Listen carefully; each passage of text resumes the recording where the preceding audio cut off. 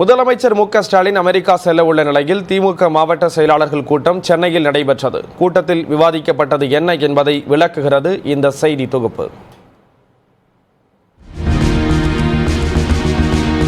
சென்னை அண்ணா அறிவாலயத்தில் திமுக தலைவரும் முதலமைச்சருமான மு.க.ஸ்டாலின் தலைமையில் திமுக மாவட்ட செயலாளர்கள் கூட்டம் நடைபெற்றது. இந்த கூட்டத்தில் முதலமைச்சர் மு.க.ஸ்டாலின் எழுதியுள்ள தென் திசையின் தீர்ப்பு என்ற நூலை திமுக பொதுச் செயலாளர் துரைமுருகன் வெளியிட பொருளாளர் டி.ஆர். பாலு பெற்றுக் கொண்டார்.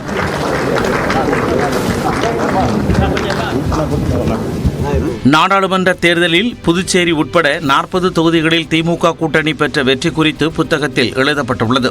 மேலும் கலைஞர் கருணாநிதிக்கு நாணயம் வெளியிடவுள்ள மத்திய அரசுக்கு நன்றி தெரிவித்து தீர்மானம் நிறைவேற்றப்பட்டது. அதே சமயம் நிதி பகிர்வில் வஞ்சனை காட்டுவதாக மத்திய அரசுக்கு கண்டனம் தெரிவித்தும் தீர்மானம் நிறைவேற்றப்பட்டது. திமுக பவள விழா வரும் செப்டம்பர் 17ஆம் தேதி சென்னையில் கொண்டாடப்படுவது உள்ளிட்ட தீர்மானங்களும் நிறைவேற்றப்பட்டன. கூட்டத்தில் பேசிய முதலமைச்சர் மு.க.ஸ்டாலின் 2026ஆம் ஆண்டு சட்டமன்ற தேர்தலில் 200 தொகுதிகளிலும் வெற்றி பெறுவதே இலக்கு என்று கூறியதாக தகவல் வெளியாகியுள்ளது. முதலீடுகளை ஈர்க்க வெளிநாடு சென்றாலும் கட்சி மற்றும் அரசு பணிகளை அங்கிருந்து கவனிப்பேன் என அவர் தெரிவித்ததாக கூறப்படுகிறது.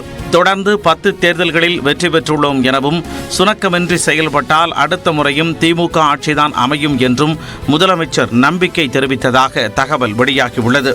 ஒவ்வொரு வாக்கும் முக்கியம் என்பதை மாவட்ட செயலாளர்கள் கவனத்தில் வைத்து கட்சி மற்றும் தேர்தல் பணியை மேற்கொள்ள வேண்டுமென அறிவுறுத்தியதாகவும் புகாருக்கு உள்ளாகியுள்ள சில மாவட்ட செயலாளர்கள் நிர்வாகிகள் மீது விசாரணை நடத்தி நடவடிக்கை எடுக்கப்படும் என்றும் முதலமைச்சர் தெரிவித்ததாக திமுக வட்டார தகவல்கள் தெரிவிக்கின்றன. சார்பு அணிகளை மாவட்ட செயலாளர்கள் முழுமையாக பயன்படுத்திக் கொள்ள அறிவுறுத்திய முதலமைச்சர் அனைத்து பூத் கமிட்டிகளையும் முழுமையாக அமைக்க வேண்டும் என கூட்டத்தில் கேட்டுக்கொண்டதாக சொல்லப்படுகிறது. திமுகவின் அனைத்து அமைப்புகளிலும் செப்டம்பர் 15ற்கு முன்பாக உறுப்பினர் கூட்டம் நடத்தப்பட வேண்டும் என்றும் அதன் மினிட் புத்தகம் தலைமை கழகத்திற்கு அனுப்பி வைக்க வேண்டுமெனவும் அவர் உத்தரவிட்டதாக தகவல்கள் கூறுகின்றன. உழைப்பின் அடிப்படையிலேயே கட்சி பதவிகளில் உயர்வு இருக்கும் என்று திட்டவட்டமாக முதலமைச்சர் கூறியதாகவும் திமுகவை அடுத்த தலைமுறைக்கு கொண்டு சேர்க்க அர்ப்பணிப்போடு செயல்பட அறிவுறுத்தியதாகவும் தகவல்கள் தெரிவிக்கின்றன. விருதுநகர் மக்களவை தொகுதியில் திமுக கூட்டணி வேட்பாளர்களின் வாக்கு குறைந்ததற்கான காரணத்தையும் திமுக தலைவர் மாவட்ட செயல் கூட்டத்தில் கேட்டுள்ளார். நெல்லை மாநகராட்சியில் திமுக மேயர் வேட்பாளருக்கு எதிராக போட்டியிட்டவருக்கு 23 கவுன்சிலர்கள் வாக்களித்த நிலையில் கவுன்சிலர்கள் யாராவது தவறு செய்தால் அவர்கள் மீது பதவி பறிப்பு உள்ளிட்ட நடவடிக்கைகள் உடனடியாக எடுக்கப்படும் என்றும் எச்சரித்துள்ளார். இந்த கூட்டத்தில் உதயநிதி ஸ்டாலினுக்கு துணை முதலமைச்சர் பதவி வழங்கப்படுவது குறித்து விவாதிக்கப்படும் என்று எதிர்பார்க்கப்பட்ட நிலையில் அது குறித்து எதுவும் பேசவில்லை என்று திமுக அமைப்பு செயலாளர் R.S. பாரதி தெரிவித்துள்ளார். துணை முதலமைச்சர்